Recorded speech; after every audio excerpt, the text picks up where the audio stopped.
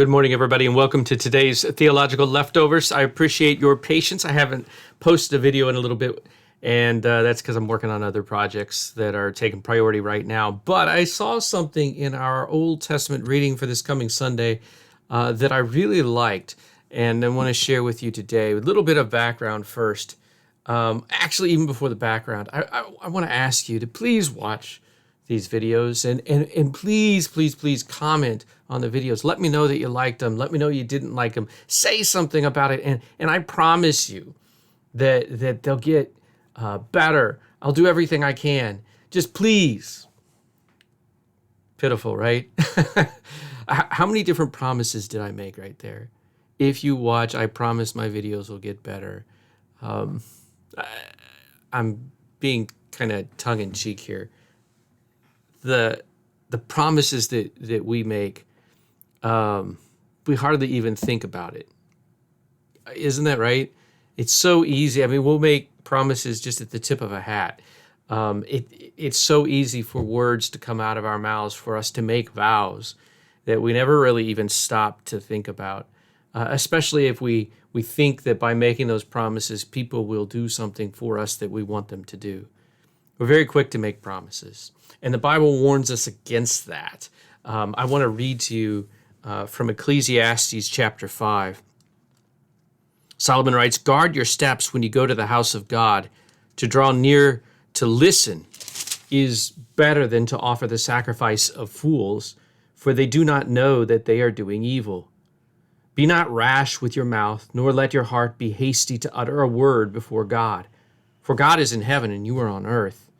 Therefore let your words be few, for a dream comes with much busyness, and a fool's voice with many words. When you vow a vow to God, do not delay paying it, for he has no pleasure in fools. Pay what you vow. It is better that you should not vow than that you should vow and not pay. Let not your mouth lead you into sin, and do not say before the messenger that it was a mistake. Why should God be angry at your voice and destroy the work of your hands? For when dreams increase and words grow many, there is vanity. But God is the one you must fear."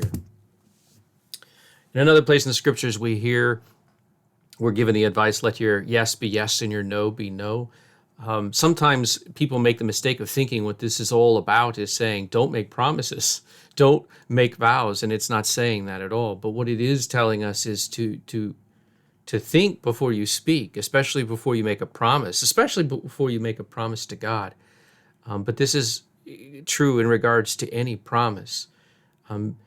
Be cautious before you commit yourself to something. Make sure it's something you should commit yourself to do.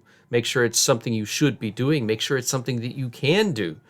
All these things ought to be considered before you make a promise, like the promises that I made to do better. Please watch. We need to be cautious with our promises, because it is so easy for us to forget them, to fail to do them, to just decide to just change our mind and not do them at all. And that's not good. It's not good for our relationships. So I wanted to share that with you so that I could get to something else. Even though this is true for us, we should be slow to make promises.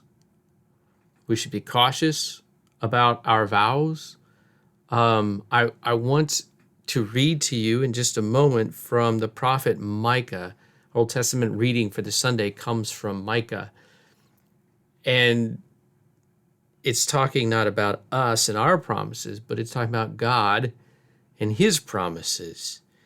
And it points out that you have a swearing God.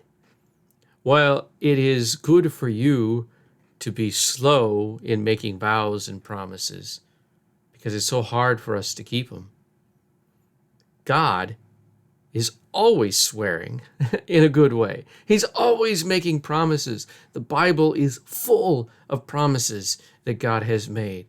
And he can do that because he has all wisdom. He has all power because he is faithful, and he has never forgotten a promise. He has never broken a promise. The prophet Micah says, to God. You will show faithfulness to Jacob and steadfast love to Abraham, as you have sworn to our fathers from the days of old. These ancient promises God has not forgotten, and he has kept them by sending his Son, Jesus Christ, who will come again to finally and completely fulfill every promise that God has made. He doesn't forget a single one of them. Your God is a swearing God. He makes promises and he keeps them. And these, by the way, are the subject of our prayers. And they're the reason why we shout, Amen, it shall be so, because we know that God never forgets a promise and he never breaks a promise. He always fulfills what he promises to do. That's the basis of our prayers, and that's why we say, Amen. God bless you all. God bless your week. We'll see you again soon.